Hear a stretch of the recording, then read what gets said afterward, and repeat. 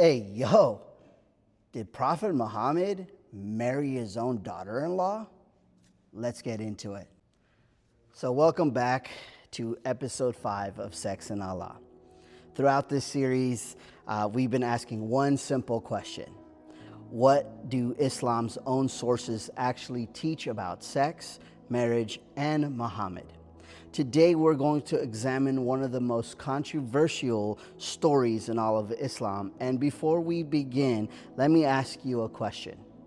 What would you think of a religious leader claimed that God gave him special revelations, allowing him to marry more women than everybody else, or receive unique marital privileges, and even revealed verses that appeared to solve his own personal relationship problems? Would you see that as evidence of divine revelation, or would you begin to ask yourself some difficult question? Today, we're not going to examine what critics of Islam say. We are going to examine what the Quran, the Hadith, and the respected Sunni and Shia scholars say, because if Muhammad truly is the greatest example for humanity and of humanity, then his life should stand up to careful historical examination. So today we are going to examine Muhammad's special privileges, the story of his son and his daughter-in-law, and ask one important question. Did these revelations come from God, or did they repeatedly benefit the man who claimed to receive them? If you are enjoying this series, don't forget to like this video, share this video, subscribe to this video, and let's blow it up, because we need to be at 500 likes on this video.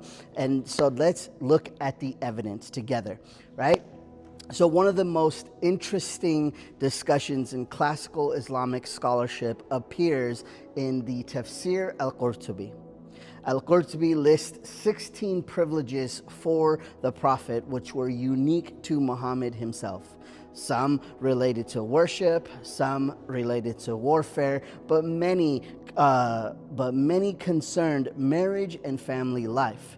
Among the privileges traditionally listed are a few of these. For example, Muhammad had the privilege to marry more than 4 wives. He had the privilege to have women offering themselves to him. He also had the privilege of exemption from dividing his nights equally among his wives. He also had the privilege of marriage under circumstances different from the ruling applied to ordinary Muslims. Then Al-Qurtubi records one of the most controversial statements in the entire discussion, where he writes this: if his gaze fell upon a woman, it became obligatory upon her husband to divorce her, and it became lawful for him to marry her. So Al-Qurtubi then connects this discussion to the case of Muhammad's daughter-in-law, Zainab bint Jahsh, the wife of his son Zayd, Muhammad's own adopted son. Whether every Muslim agrees with Al-Qurtubi interpretation is not the point. The point is that one of Islam's most respected classical commentators preserved this tradition and considered it important enough to include among Muhammad's unique privileges. That naturally raises an important question for us. Why would God's final prophet repeatedly receive expectation that personally benefit him? Well, let's examine this story. So according to authentic Islamic tradition, Muhammad adopted a young man named Zayd, right? For years, he was known as Zayd ibn Muhammad, right? He wasn't simply a servant. He was regarded as Muhammad's adopted son. Even Aisha says people continued calling him Zayd ibn Muhammad until the revelation later changed that practice. Zayd eventually married a girl named Zainab, right? Then something happened. The Quran tells us Muhammad said to his son in Quran chapter 33, verse 37, he says, keep your wife and fear Allah. But in the very same verse, Muhammad, or Allah I should say, says Muhammad was hiding something in his heart that Allah would later make known. So that raises a question for us. What was Muhammad hiding? This is where the classical commentators become important. So according to Tafsir al-Qurtubi, right, early reports describes Muhammad visiting his son house while he was away. His gaze fell upon his son's wife. The reports describe her beauty. Muhammad explains these words glorifying Allah. Afterwards, his son learned what had happened and offered to divorce his wife so that Muhammad could marry her. Muhammad initially replied, keep your wife and fear Allah, as we noticed in Quran chapter 33, verse 37. But eventually, Zayn divorced Zainab. Then Quran chapter 33, 37 says Allah joined Zainab in marriage to Muhammad. Immediately afterwards, the Quran abolished the previous adoption custom. People no longer called Zayd ibn Muhammad. Instead, believers were instructed to say this in Quran chapter 33, verse 5. They were instructed to say, call them by the names of their fathers. This account is also reflected in Jami at-Tirmidhi, where Aisha explains that people called Zayn ibn Muhammad until this revelation was given. This story also appears in the Shia traditions. In Tafsir Nur al-Thalaqin, Imam al-Bakri narrates a similar sequence. Muhammad adopted this young man named Zayd. He loved him dearly. He arranged his marriage to this girl. Later, Muhammad went to his son's house, visited while he was absent. His eyes fell upon his wife. He praised Allah after seeing her.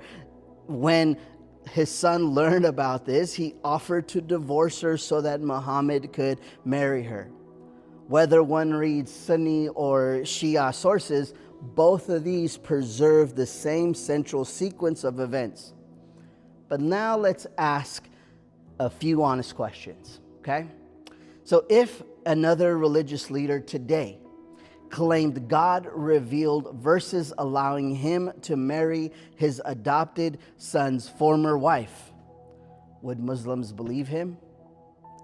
If another religious leader repeatedly received revelation expanding his own marital privileges, would you Muslims accept those revelations as divine? Or would you Muslims question whether personal desire had become mixed with claimed revelation? These aren't questions invented by the critics of Islam. They rise actually from Islam's own historical sources. You see, as a Christian, we believe true prophets point people to God and towards God's holiness, rather than securing unique privileges for themselves. When we look at Jesus, we see someone who never married, who never accumulated wives, never requested special marital exemptions, never used divine authority for personal benefit. Instead, Jesus said, whoever wants to become great among you must be your servant. That presents a very different picture of spiritual leadership. So at the end of the day, this isn't about Zainab. It's not even ultimately about Muhammad. It's about one question. And that question is, how do we know when someone is truly speaking for God?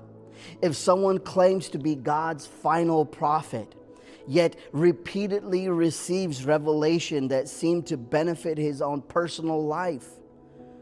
Shouldn't that cause you to stop and think for a moment? If another religious leader today claimed that God gave him special marital privileges or revealed commands that consistently worked in his favor, would you accept those claims without a question?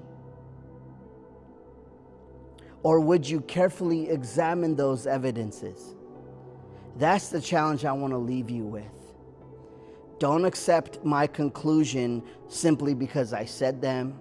Don't reject them because they make you feel uncomfortable. Examine the original sources.